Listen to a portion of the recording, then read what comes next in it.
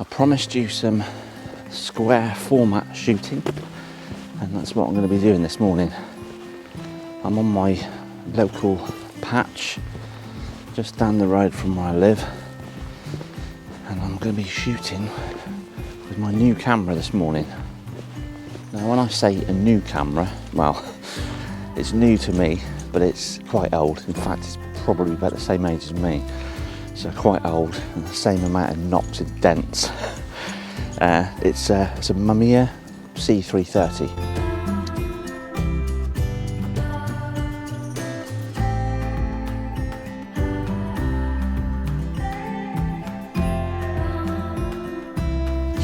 So I'll get set up in a bit and give you a quick overview. I'm not going to do an in-depth review of this camera, just a quick overview of what it is and what it does. And then I'm going to get down. I've got a nice little subject this morning. Shot a test roll yesterday just to make sure there's no light leaks or anything like that. And I'm going to process these rolls later on myself. So hopefully everything's working as it should be. So here it is.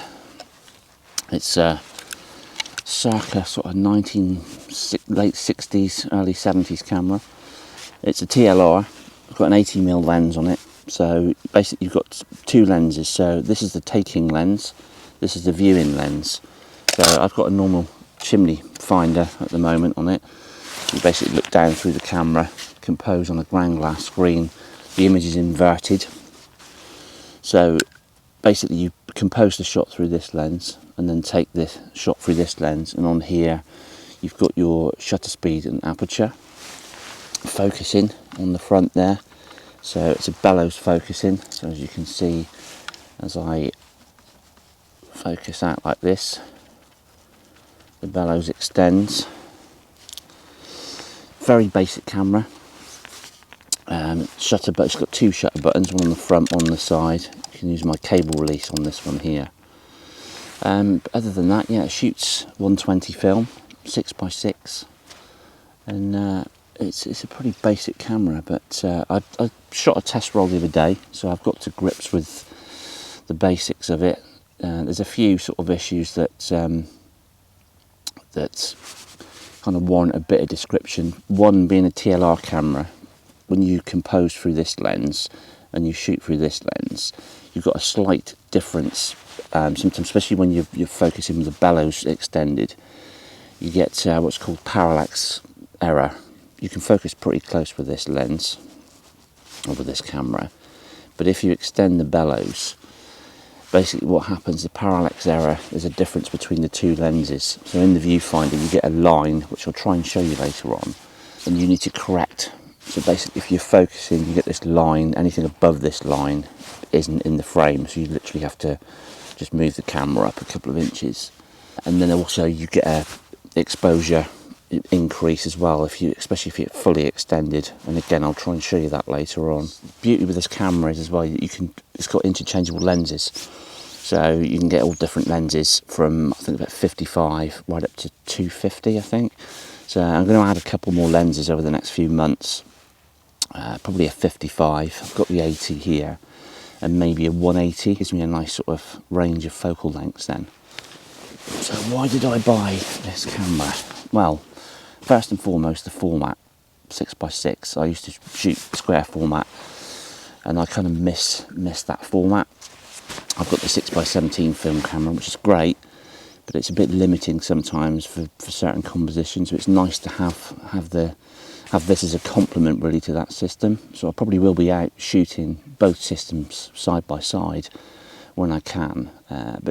Yeah, it's a nice little camera, so I'm hoping to get to grips with it over the next few months and bring you some videos. Well, it's definitely feeling autumnal this morning. Definitely changing the temperature. The mornings are a lot colder, but it's nice. I can see a bit of dew on everything. Nice clear sky this morning. So what am I shooting this morning? Well, I'm going to shoot some black and white. This is very fitting for black and white, this subject. So I've got some Ilford Delta 100 already loaded I won't go through the loading process today. It's pretty straightforward, and there's loads of videos out there on that. Also, while I'm walking down, I'd like to say a huge thank you for all the new subscribers to the channel. I've just hit the 3,000 subscribers mark. I know it's not a huge number compared to some channels, but it's good for me. I'm not really that bothered about numbers. I'd rather have sort of 10 subscribers that genuinely sort of interact and watch the stuff and kind of comment on things than hundreds of thousands of subscribers. So yeah, huge thank you to everybody that's new subscribers and old subscribers as well. Much appreciated.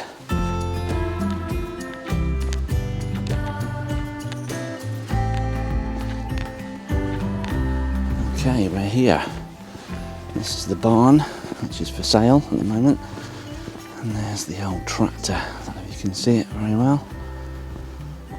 So yeah, the light is just starting to hit the top of the roof up there. So I should get some light in here in a bit. Comes up over to my right hand side. So this is my subject for this morning.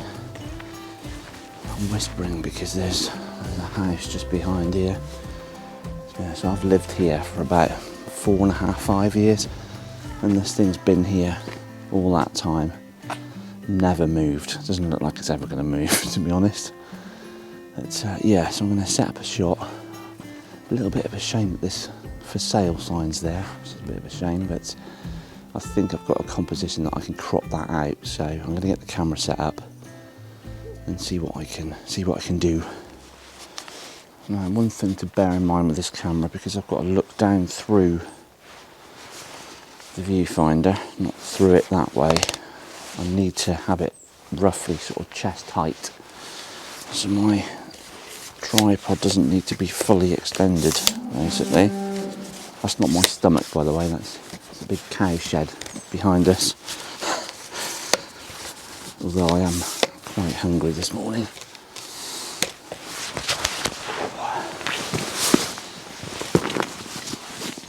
So as I said, I've already preloaded the film this morning with Ilford Delta 100, which is all ready to go. So I was going to upgrade the film, but I'm going to keep it at 100, I think. Now I want to do some shoots with this handheld, but this morning, because the light's pretty low and it's quite dark in this barn, I'm going to basically keep it on the tripod and use my trusty cable release. Make sure that's working okay. Literally just screws in the front.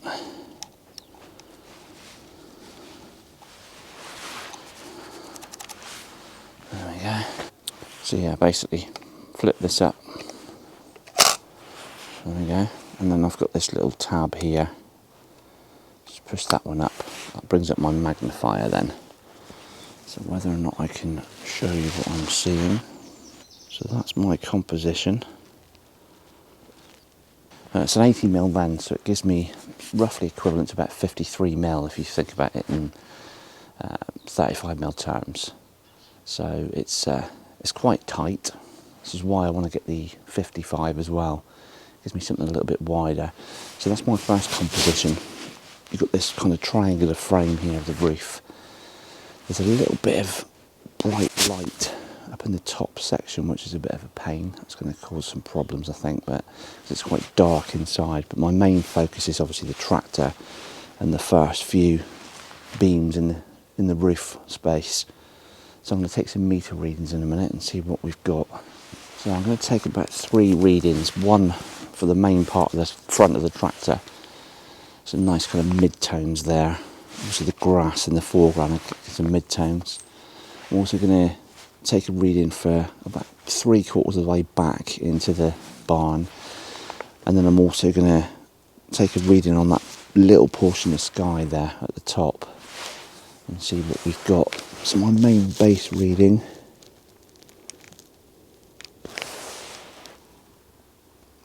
I'm going to shoot at about f8. Not really, I don't really want focus right through. So that's giving me 1/4 of a second, which isn't too bad. Thought it'd be longer than that. So let's try reading off the grass. Excuse the cows.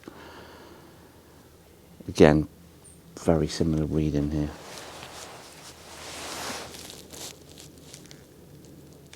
Yeah, like I said, that little section at the top there, it's a bit of a pain. It's coming out at about 250th of a second. So that's quite a, it's going to create like a little hot spot in the top of the frame. Now I could use a grad, but that's basically going to make the beams of the barn too dark then. So if I just take a reading in the barn as well.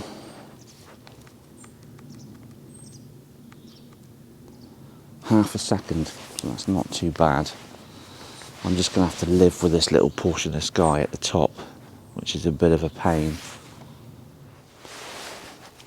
Right, so this is my aperture on the front here. So I'm going to shoot at f8. So a little red mark here. And just shutter speeds go from 500th of a second right down to 1 second, and then a bulb mode as well. So we said 1/4 of a second. So it's all ready to go. So let's get this first frame done. Okay.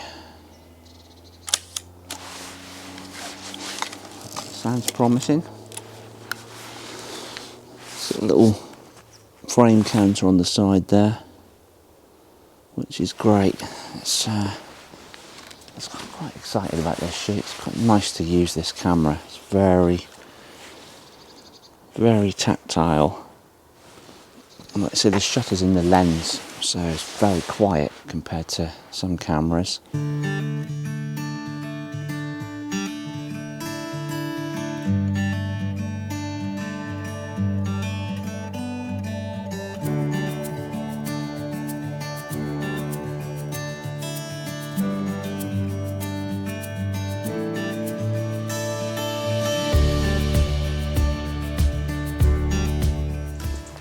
Shoot slightly wider now.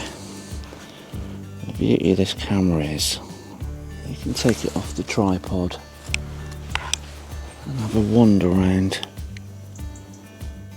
That's quite nice from back there. So like I say, composing off the tripod makes life a bit easier. And from this angle I can basically kind of emit that sign, which is good. So yeah, got a nice composition there.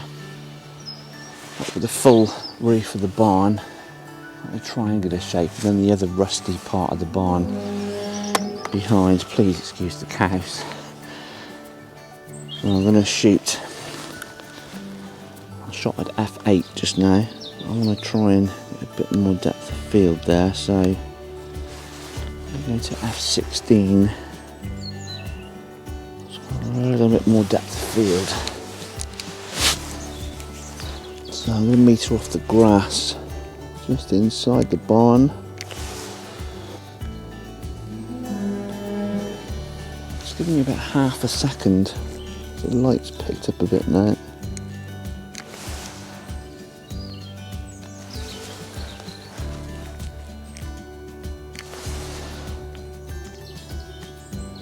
Yeah. Too bad. So half a second, f16. Now one thing that I'm used to with my 6x17 film camera and my digital cameras has been able to check depth of field by closing the aperture down in the lens. Now with this, you can't do it because you're viewing through this top lens rather than through the lens that's actually taking the shot. So focusing is pretty critical.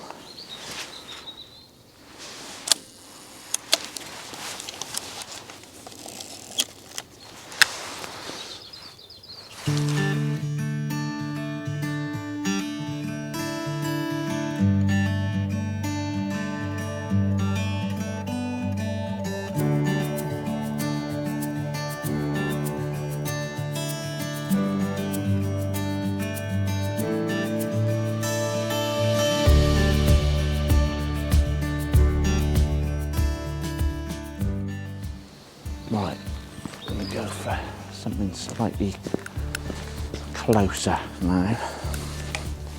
It's got this lovely detail shot here just at the front of the tractor with the old British Leyland sign. Little broken bits around the headlight, spider webs. It's fantastic. I'm going to shoot this at about f4 because I want to just concentrate on these signs on the edge of the tractor and throw the background out of focus. That looks fantastic. So I've got a great shot here, really pleased with this. So I've taken my meter reading, I've got 60th of a second, f4 to throw the background out of focus and just concentrate on the front of this tractor. Now, I was saying earlier about parallax error. Now I've focused, and I'm basically just getting a little bit of error.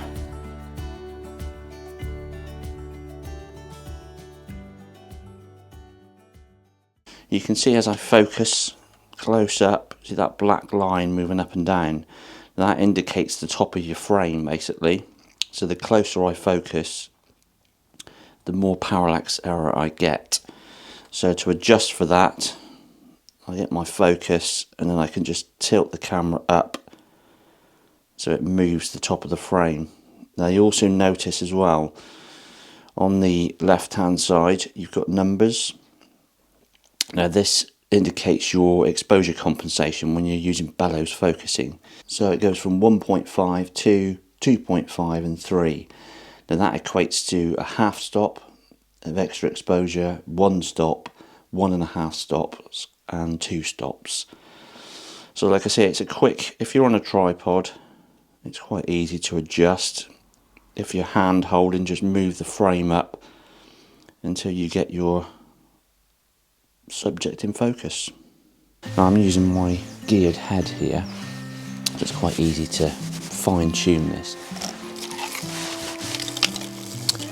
Okay, so line the film on and roll the film. Right, I'll go back and get these processed now.